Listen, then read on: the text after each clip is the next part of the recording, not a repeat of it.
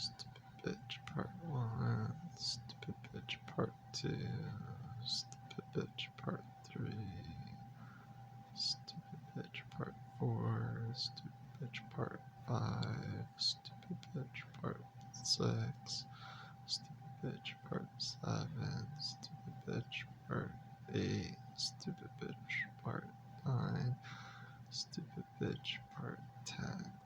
A 10-part series we can create. You know, like when someone's going through a collection of DVDs and things like that. Yeah, that's what we want to do. Maybe that's a plan. It was an idea. It's just a thought, you know.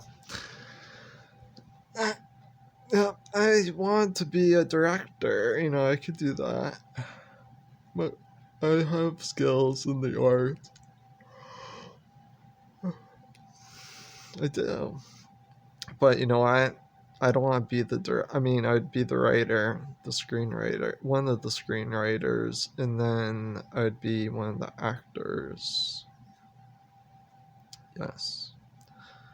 For the 10-part series for Stupid Bitch. Yeah, it's like, because, no, see, there's a differentiation between moi and the majority of people in general.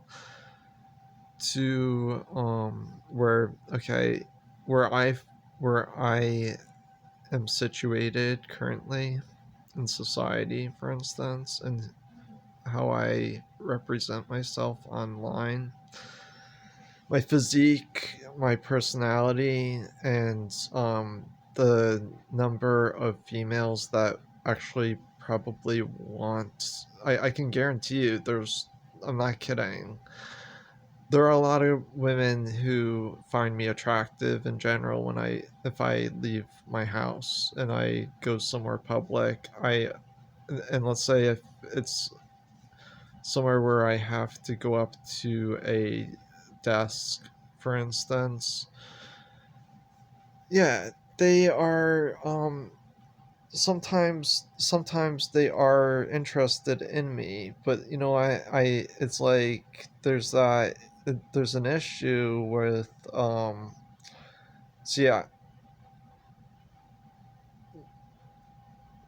when it comes to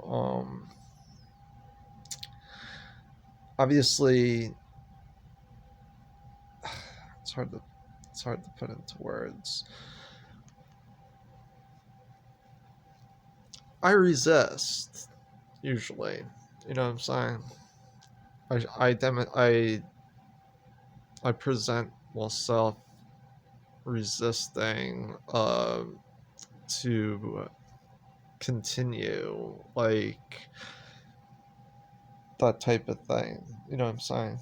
Where it's like, yeah, I'll be a little flirty and stuff, but then I'll take a break and then I'll probably lose interest in general. Or it'll be like, I'll get back to you later type thing, possibly. Where,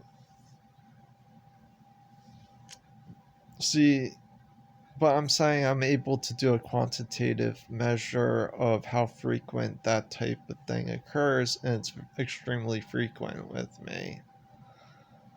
So I'm able to determine that, you know, where I'm actually afraid to leave the house sometimes because of that, and for some, you know.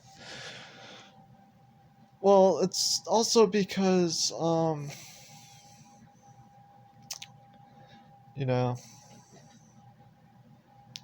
I don't want to be, you know, like where I'd have to pay for child support. You know what I'm saying?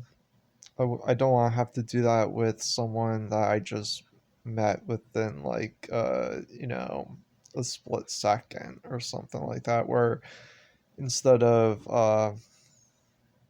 and in my case, I screened a number of females while growing up, and 7 years is a good threshold, but I'm not going to do that again with someone. You see what I'm saying?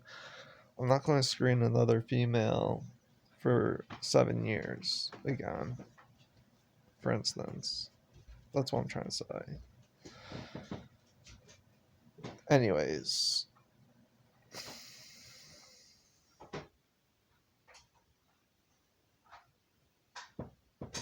I don't screen dudes completely, only if I'm hanging out with them. Like, okay, here, for instance, it's only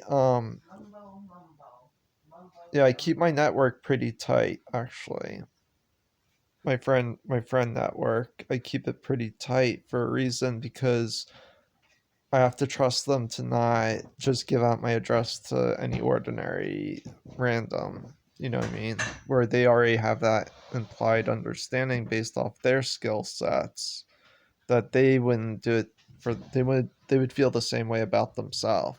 You see what I'm saying? Because and then there's these people who, who work in, let's say, a doctor's office or something, and they'll make the assumption that just because I don't have a current like income, that there wouldn't be, let's say, a possibility where hundreds of thousands of people would show up at my door. You see what I'm saying? They assume that wouldn't happen if I gave out my address. Where there is a chance that that could happen. And then I could, if I was the one to give out that address, wait, wait, I could probably get a fine for that, because of, let's say, traffic jams or something like that.